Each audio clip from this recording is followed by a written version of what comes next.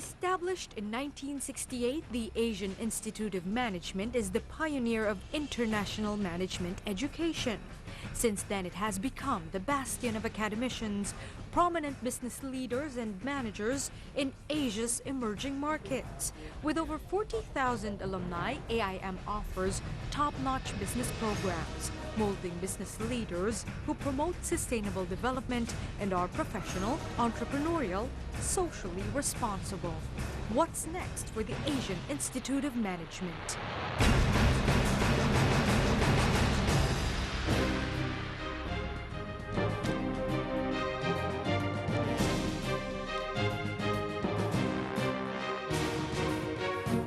Leadership, excellence, cutting-edge business education.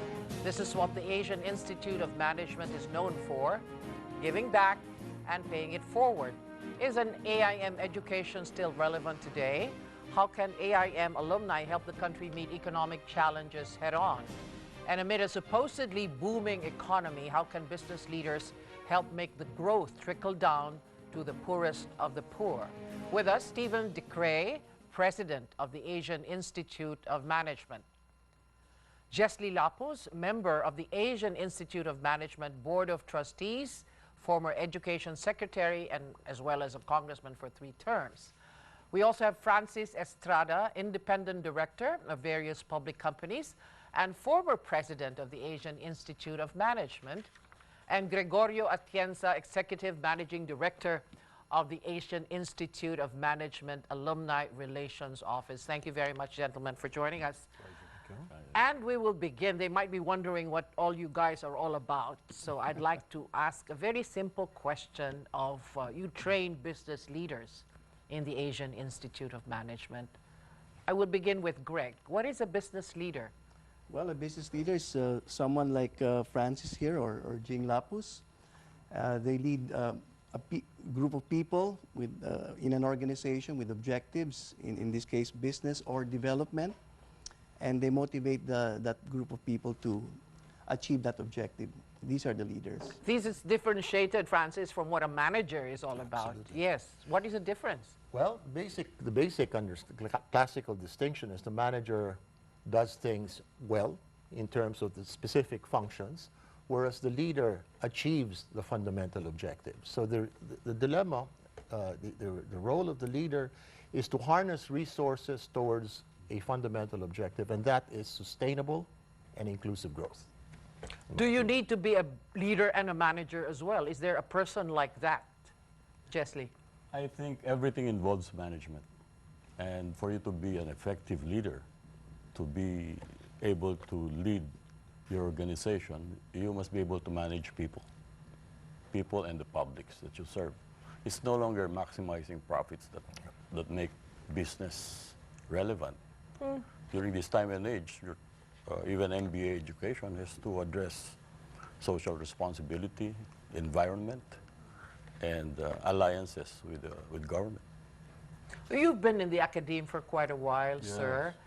And has there been a trend in the way business leaders and or managers are being trained or actually executing their jobs, as your experience shows? In terms of training, I think we have to recognize that much of what we learn is outside of the classroom, and the classroom enriches that experience outside. And so our role is really to provide frameworks and discussion and content that you can apply outside.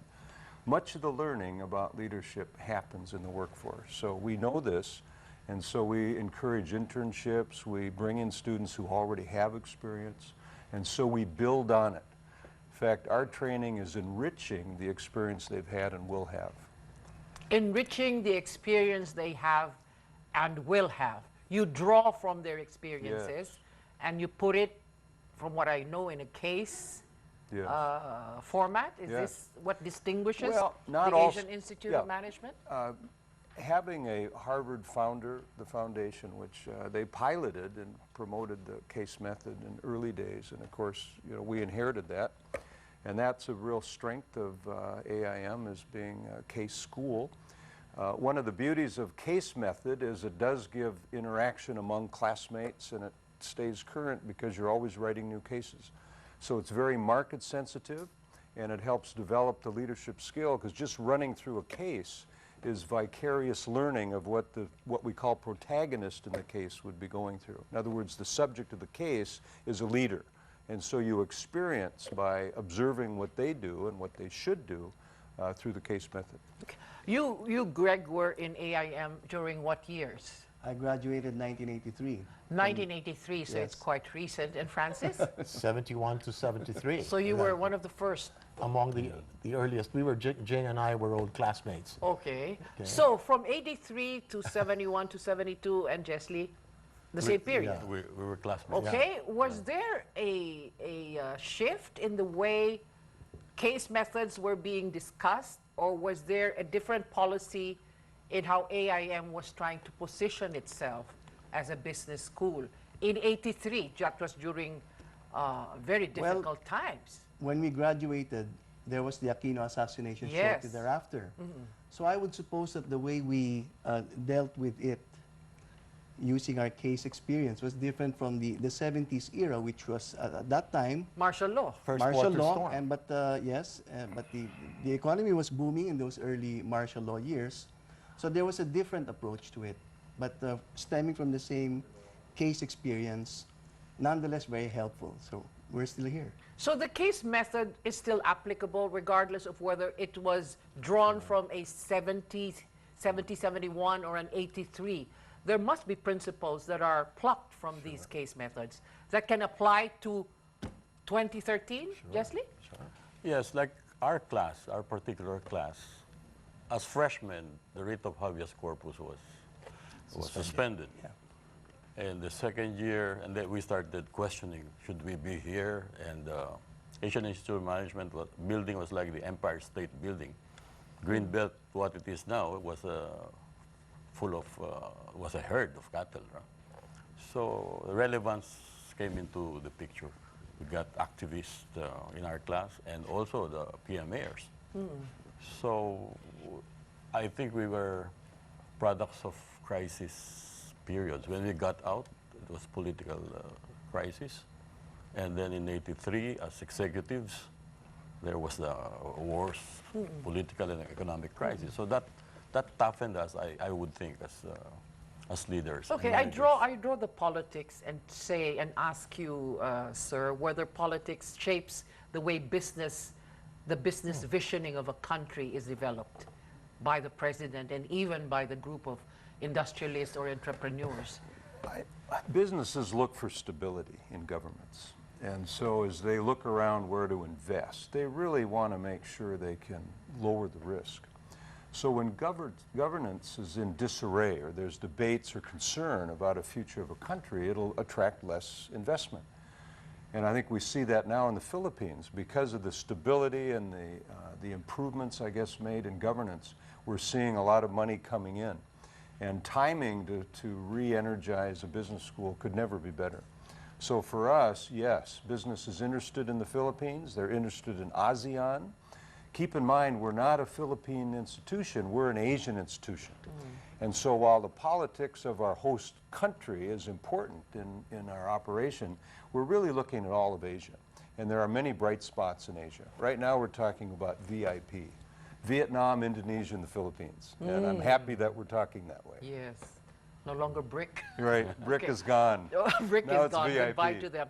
No, but the kind of energy that the Asian Institute of Management will try to infuse in a region like ours, is this going to have a common denominator among all the players? This is the ASEAN, and there is the Far East, and there is the South Asia that we're dealing with as partners in business.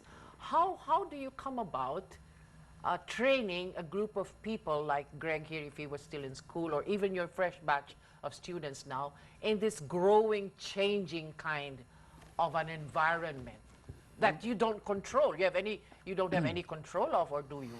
Or you would know? Well, in the Correct. case method, you learn how to adjust, to think on your feet. And in the case of our alumni, for example, throughout the region, they are very nimble and are able to adjust to volatile situations across the region. And when you think, for example, of the forthcoming ASEAN Economic Community and regional integration, these kinds of issues, our alumni are very prepared for that already because they're able to articulate to one another and to overseas clients and partners exactly what they think of as leader managers. Francis, you stayed in Indonesia for quite in a while. Indonesia for 5 years, to Hong Kong for Yes. 17, Singapore for 5. What does that... Well, what that really tells you is that the enterprise today looks very different, apropos to your earlier question, very different from what it looked like in 71. If one were to be single-minded and singular and looking at single markets at this stage, you're out of the game. You know that Europe has its problems, the United States has its problems, Japan has its problems, China looms very large. So if you look at the ASEAN community, you're really looking at an area that's approximately 1.6 trillion in GDP. That becomes significant. You look at our own markets, they're very, very small. You also have a second element. For example, you have some economies have grown on the basis of exports of their external sector, Korea, Taiwan, Hong Kong, Singapore. Ours actually was spared a lot of our problems because we had a relatively small external sector. The manager, the Asian manager, has to be sensitive and understand the nature of the marketplace he operates in and how to leverage the resources in each of these places. Does that take away training for a Filipino manager who just takes care of an industry that's just really very parochial? Is there room for that in the Asian Institute of Management?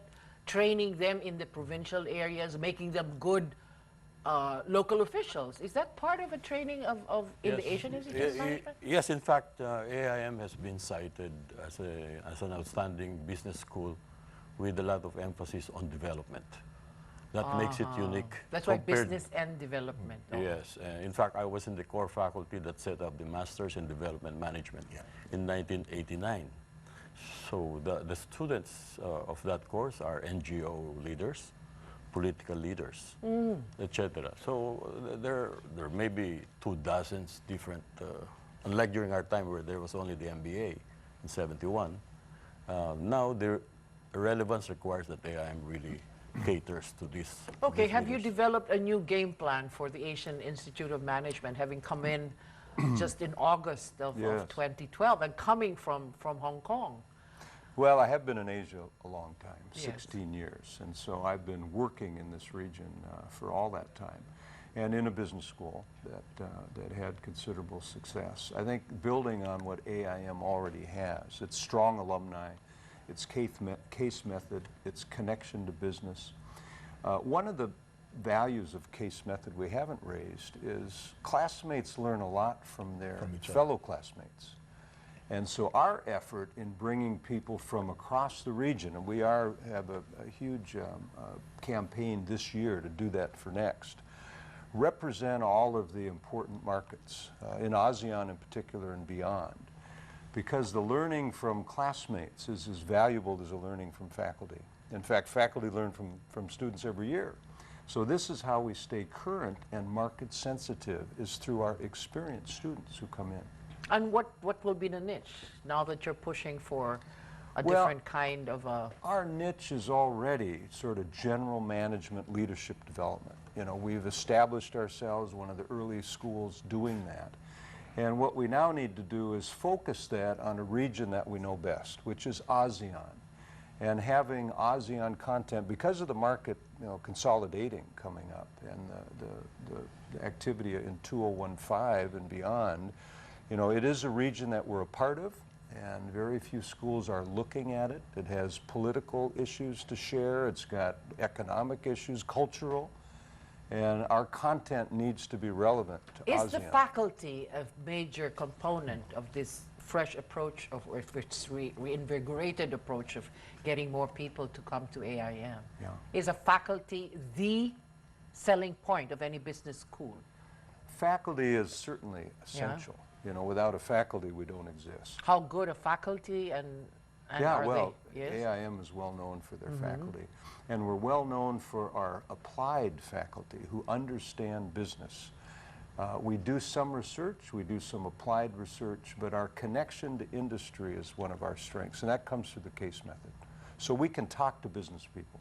Are you able to make a history or a business journal out of the case methods or the case studies that have come to AIM all these years? Do you put them in a book and say what is common in, let's say, in the car industry operating here, using a brand of the big companies in America? I mean, things like that. Are these part of a, I don't know what you call it, a tool that you use to define the Filipino car industry as seen by the people who went to school in AIM? Meron bang ganon? Is there something like that? You could do that if you wanted to, but remember that business is dynamic, enterprise is dynamic, and so it is dangerous to look at these things in static terms.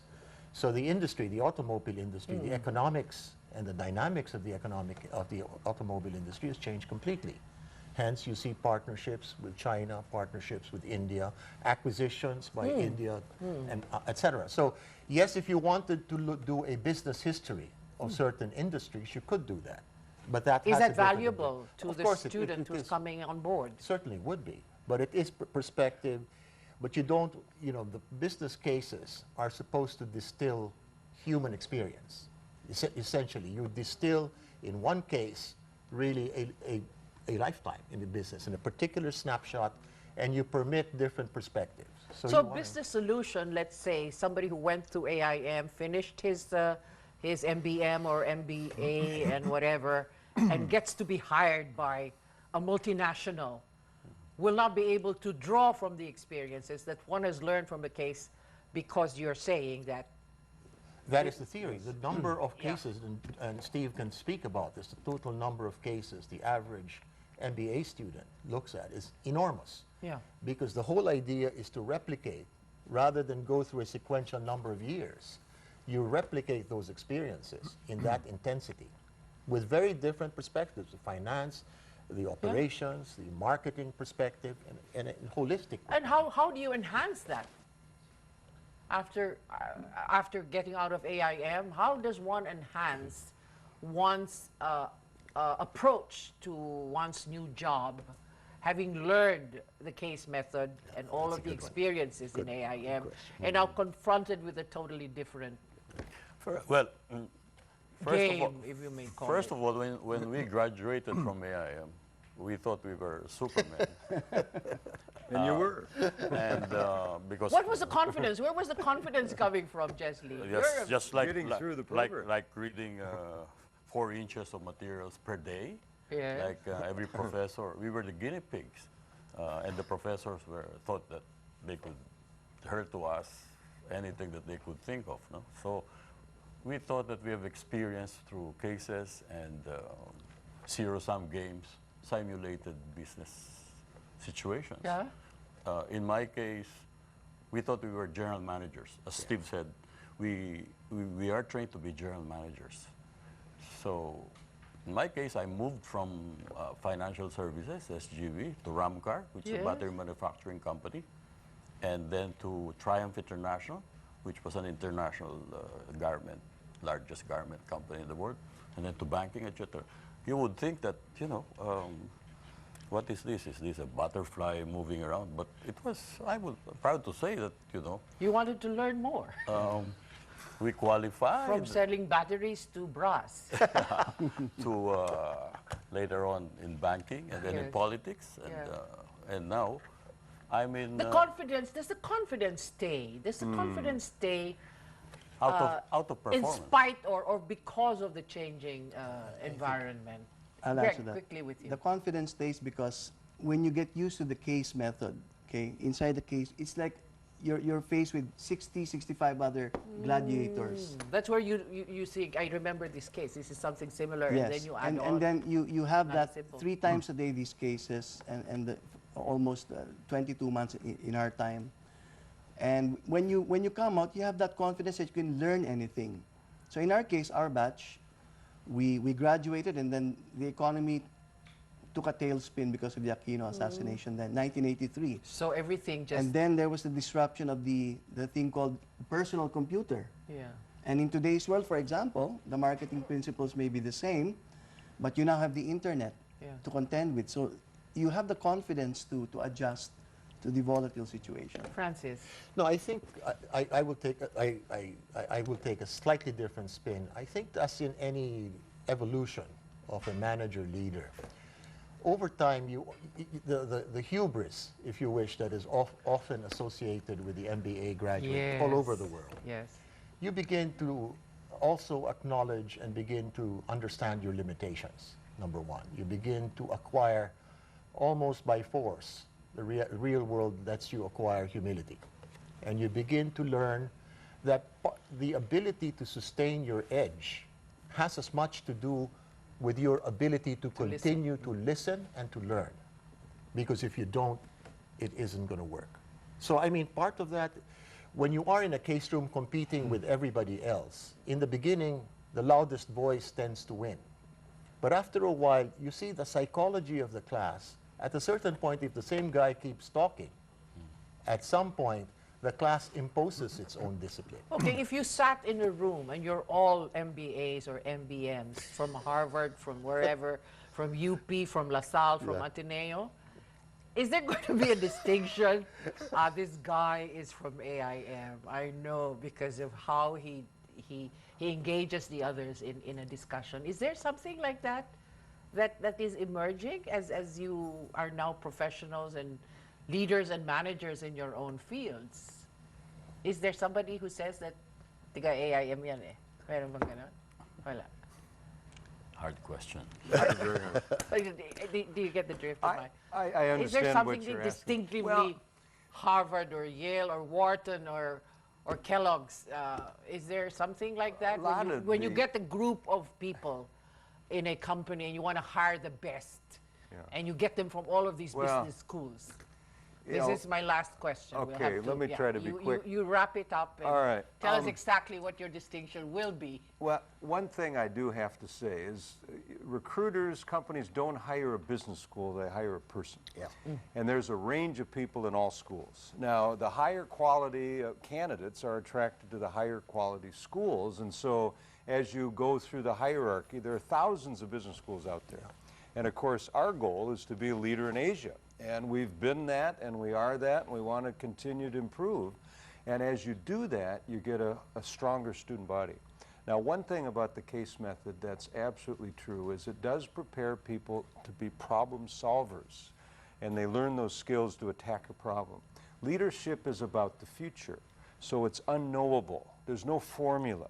So you prepare people to learn how to think.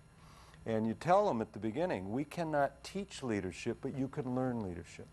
Our goal is to inspire them to learn the personal leadership for themselves.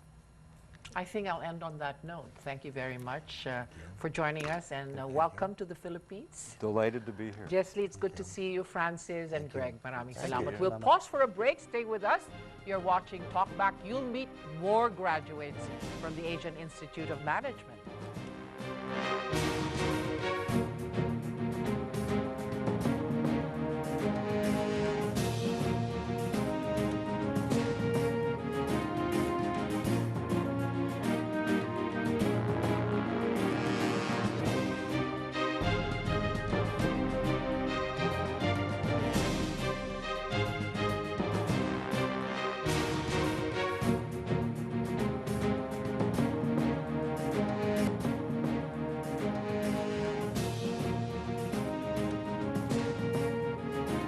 Welcome back to Talk Back. We asked our friends on Twitter and Facebook, how can business leaders help make the growth trickle down to the poorest of the poor amid a supposedly booming economy? Nash Tisman says, help educate our people so they're eligible to work and hire them even if they don't come from the top 3 schools. Elisa Lopez says, business leaders should give loans for budding entrepreneurs and give proper wage and benefits for workers. Jimson Jimenez suggests adopting and supporting micro businesses even in rural areas, especially in agriculture. Lean Porquia wants business leaders to cut bonuses of upper management and increase salary and benefits of bottom-ranking employees up to mid-level employees. And LG Macaraig says reinvest profits in provinces, such as investing in power infrastructure and information technology. The government should give tax breaks or incentives too. The poorest of the poor are in the rural areas. They are the ones who need more help. We are now joined by more AIM alumni. With us, Philip Wico, president of Wakwak Golf and Country Club. He is also a professor at the De La Salle University Graduate School of Business. It's good to see you. Francisco Caico, chairman and CEO of Arellano University. We have Ofelia Odilao Bisnar, president and CEO of the Makati Medical Center College.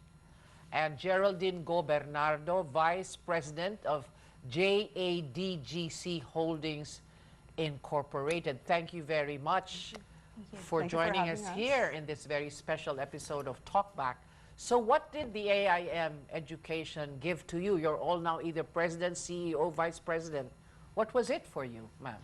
Well, to succeed in today's business, you cannot just come from the school of hard knocks. So I went to AIM to sharpen my saw, so to speak. No, the academic rigor was just horrendous. And I guess after AIM, you learn discipline, you gain a work ethic, and because they make you go through so much cases, you have a high level of discernment. So a high level of discernment. Okay. Yes. And so it parlayed well later on in my life when I had put a business together with my husband, who I also met in AIM. Oh, that's another thing. You can find husbands in AIM. Okay. And we opened a business together. It's a toll manufacturing company. We make products for other companies. Okay. And it also parlayed well when I went into competitive sport. I mean, who knew that that this would meld well in my being an athlete? Okay, Ophel, you are in the Makati Medical Center College. This is an educational institution training. It's a College of Nursing. College right of now, Nursing. yes. So I've just joined the company actually, but I just joined last April. So, but prior that, I worked 9 years at AIM. But my first job when I graduated in 1988 I was with an investment banking. So it was a multinational. But looking back, what are the things I learned from AIM? I was almost fresh out of college when I entered AIM. So I was in effect like the youngest of the batch. So you didn't have to have 2 years of work? It was supposed to be a requirement, but I probably did well somehow, somewhere in the examinations, or because I was also an active student leader. And probably I think they have to look into the totality of the candidates. So I went into AIM, and then, so basically I learned a lot about, the management skills, the leadership skills. It was a very good exposure for me, and I think another learning experience is that you get exposed with a lot of international classmates. There are many of them. So that is what you think you still have to this day? Yes. And have sharpened it? Yes. Yeah. So it was the exposure in, dealing with a lot of different personalities within the case room. And there were how many? There were about, our batch was about 120. So there are different nationalities there. So that really honed my personalities. Okay. So Francisco Caico is the chairman and CEO of Arellano University. This is a big school. What did you get out of your AIM MBM? Jack of all trades, master of none. Really? Yeah, it's being a generalist, actually. Being a generalist Yes. is what is needed in these days of managers and leaders? Well, the AIM education is supposed to mold you into a general manager. So it's basically seeing the whole, having a holistic view of the whole management process. At the same time, we were honed into the value of hard work, critical thinking, analysis, and of course, decision making. And all of this became a template. It develops and evolves in the mind. After so many cases, after so many hours of study, then it automatically becomes a template when you're faced with several situations where you have to make decisions, and it automatically becomes your guide in coming out. So an educational institution was part of your case method. You had experiences discussing in your case study group about a school or a university or... Well, before university, I worked for 20 years with government. And, In what branch of government? I was with the Human Settlements Development Corporation, worked through around 4 presidents, and then I was called by the family to head the university. But if you look at all the situations, the same template will apply. The same management process will apply. The same human behavior problems will still be there. So I would like to say that being the generalist, being a general manager, is something that AIM really honed into my thinking. Okay, Popoy, what was it in AIM that you treasure to this day and that has helped you do the things that you do in various positions? Well, for me, after I left AIM, certain things dawned on me, that you have the technical skills, and then later on, you realize that in the end, all of these are people situations, that you get to deal with people, and that you have to get along with people, and that it's going to be relational. A lot of the skills that you learn will be there to help you, especially when you're at the lower level of the totem pole. But as you go up higher, it's how you're able to deal with people that becomes more important. And you always have to think in terms of how your decisions will impact people. In other words, you have to be more conscious of that. In the end, all of these things that you do, you should ask yourself, how will this improve the condition of others? How will it improve the condition of people? That's what you've learned from AIM, and to this day you realize that was what it really is all about. You sort of, at the end of the day, when you get your diploma, you start to think, what is this? What was this all about? And you say, it's about putting all of these things together, synthesizing, being able to tackle all of this ambiguity and say, aba, this is pala for the betterment of others. What we're doing here is because we want to contribute to improving the condition of mankind. Okay, so the profit picture and getting back to the stockholders what is due them is no longer a prominent goal when one runs a company like your own company? Of course, profit is Profit important. is important. But now you're talking about multiple bottom lines. Whether it's you have a people angle, or is it taking care of the environment. So being an AIM graduate, you're exposed to these kinds of philosophies. And I did appreciate the fact that because we were exposed to so many cases, you get to learn about so many companies and develop those skills.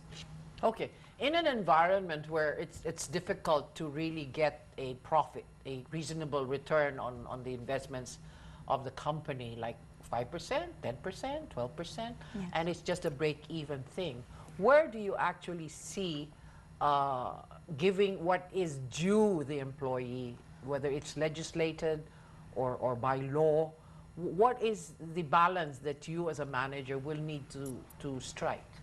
Well, definitely you have to meet at least the minimum requirements, and just keep an open communication with the people, because at the end of the day, if you're very transparent with them, if you're open with them and they can talk to you, then you will see those problems through. Okay, transparency. Is that something that Filipino managers and leaders are comfortable with?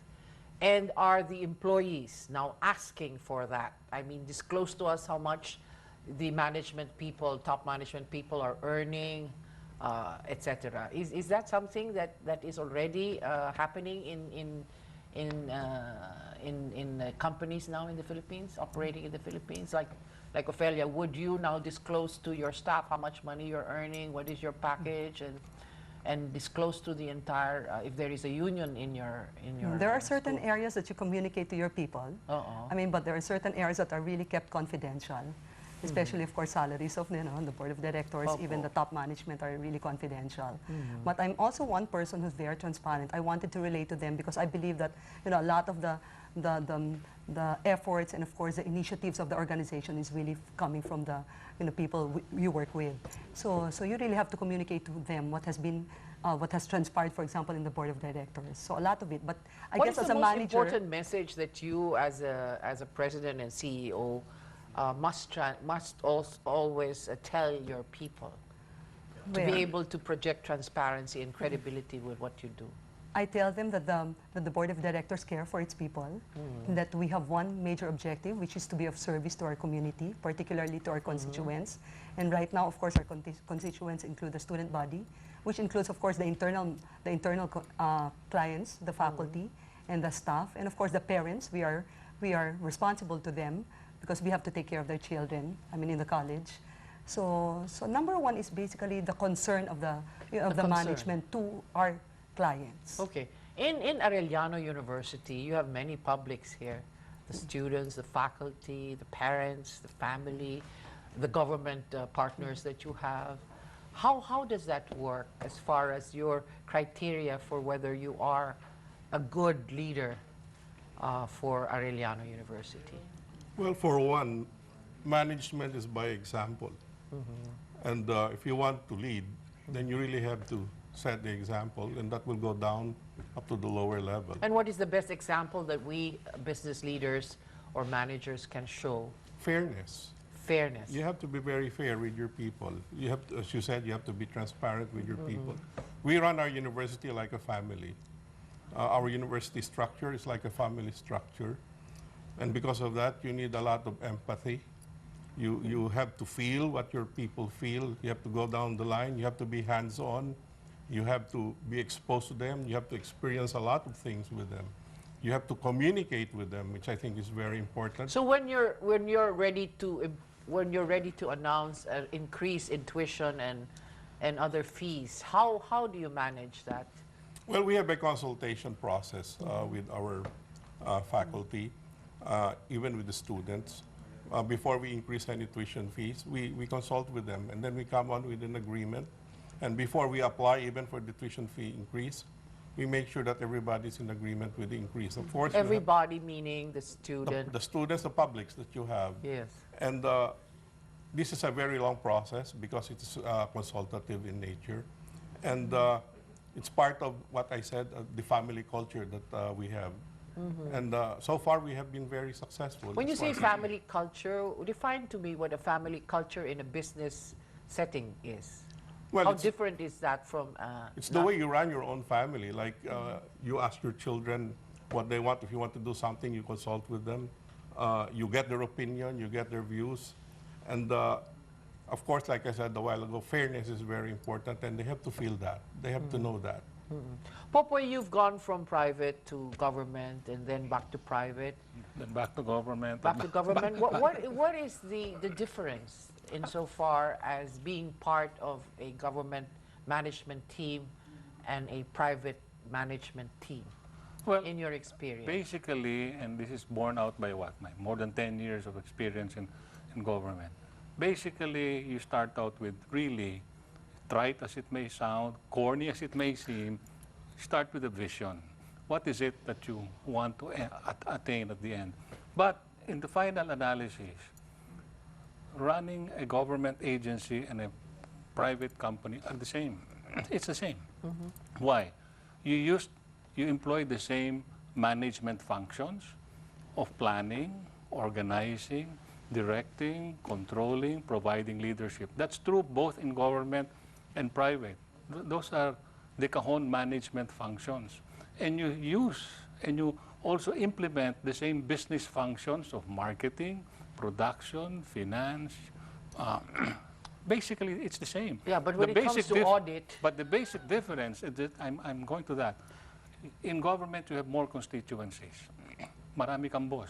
The president, the vice president, the senate president, the speaker of the house, the 24 senators, the 200 congressmen, the governor, mayor, vice governor, board members, councilor, ombudsman, Sandigan Bayan, COA, Civil Service Commission, media. You have so many constituencies and you have so many interests that you have to keep on satisfying. And many of these interests are competing with each other. And always, you must have some form of a plan, a communications plan. Because when you implement something, you know, as I was saying while we were there waiting, there is no perfect solution. you come up with a solution, you solve one thing, you create another problem. I'll give you an example in government. We talk about subsidies. There is what Government subsidies? Yes, we Okay. talk of, let's say, a perverse subsidy. What is That's that? the term. Let's say you give a fisherman lower diesel rates, meaning the price of diesel is lower, so that it's subsidized, so that the price of fish will go down. But you run the risk of that fisherman overfishing. Okay, so you deplete the resources for succeeding generations. And everybody pretends to be a fisherman to get the discount. So what happens is that you solve one problem, but you create another one. And there is no perfect solution. And also in government, especially in the Philippines, you've spent a lot of time in consultation. Because then this is one of the things I learned during the latter part of my AIM days and later on moving out. The process is just as important as the output. Meaning the process, how you arrived at that decision. The consultation, the deliberation, the studies, the analysis, and all of that is just as important as the output. It's not analysis making it into a paralysis. How much of a consultation do you actually have to be able to push a policy or a new rule in your company? How do you handle the process? Because Popoy says it's very important. Process. Definitely, and once I get all the information from the stakeholders, then it's up to you to make the decision. But like Sir Popoy said, there are many ways. Actually, there are many answers, and you as a manager have to pick just the right one based on the timing and the requirements of the day. And have you had an experience like you had to go through a process, Ophel, and found it difficult to convince the people who are supposed to accept whatever it is that you want changed in the way you're running things? Yes, there has been a lot of situations like that. Yes. Because I've been to a lot of different organizations as well. But let's just give an example Yes. with Makati Med when I joined them last year. So I also consult with the deans and of course the management, the faculty. And then at the end of the day, this is how I express my transparency. I tell them, I weigh the different situations, I weigh the different angles, and at the end of the day, of course, I make the final decision. But at the same time, of course, I consult with them, and then we agree on certain, aspects that we implement on certain things. Is this trained, this kind of consultation process that you go through, is this part of the training that one learns from AIM? How to get a consensus, how to get a decision out, even if there were people who are holding out with their own little kingdoms there. Yes. How do you do this? Well, the framework in AIM has always been a holistic kind of thinking as a manager, and then breaking this down into bits so that you now see problems in each area and learn how to put this together in coming up with your decision. Management is a process where there will always be compromise. Compromise is one of the key. It's a win-win, looking for a win-win situation. That's why when you talk of the consultation process, it may be a very long process. And where you ask, where do you stop? When you find a win-win solution, both parties involved. Is a training that you got from AIM going to give you a job anywhere else in the world, given this kind of titles and positions you Well, have? as I said, the principles are the same. Yeah? Whether you will You can run, find yourself in India, in China, as long as you know the language. whether you run a parish, whether you run a for-profit organization and not for-profit, the idea is to make sure that the organization remains viable. Okay? Viable meaning profitable. Well, not really. Not really. Non-profit clubs, like for Yeah. example, you don't want to make a profit. In fact, you're not supposed to make a Suppose, profit. yes. What you want to do is to make sure that it's viable so that you can give better treatment to your employees, so that your constituents can enjoy the services more. So it's not necessarily profitable. Viability is the Okay, is the one thing. quick question. What is the biggest challenge to you as a manager now? Or as a leader? Right now, it's actually trying to make yourself redundant. Like I said, we are the entrepreneurs, me and my husband, we're the entrepreneurs of the company. We have gone are the days when we used to do the day-to-day work. Our managers are in place, enabling us to make other pursuits. And now we sit on a board. And so Policy we're- direction, Yeah, just policy that. direction, and how do we empower our managers to grow the company? Okay. What about you? The What is biggest your challenge I'm with right now is actually, that, Makati Med has been a conservative college. We've been existing for 38 years now, but Yeah. it has always, for the longest time, a nursing college. But it's just recently that we went into psychology. We're offering, hopefully, RadTech this school year. The biggest challenge, of course, to increase revenue, because we know that there was a downturn of the nursing enrollment. I really have to be more creative about how to, generate more students, but we're also offering a lot of short courses. So there's the creativity, but you have to be flexible at the same time. Okay, and Change and globalization. yes, The velocity of change has just been so tremendous these days. especially in in technology, in IT. in school systems? The school systems, it has changed the landscape. And it's keeping up with change and, and of course, being functional as far as that is concerned. You have to change your organizational structure. It can change markets. Technology has practically changed a lot of things. And I believe that's going to be the biggest challenge. The global markets are changing, and same with education. We have K-12 now coming up to try to keep pace with the changes in the global marketplace.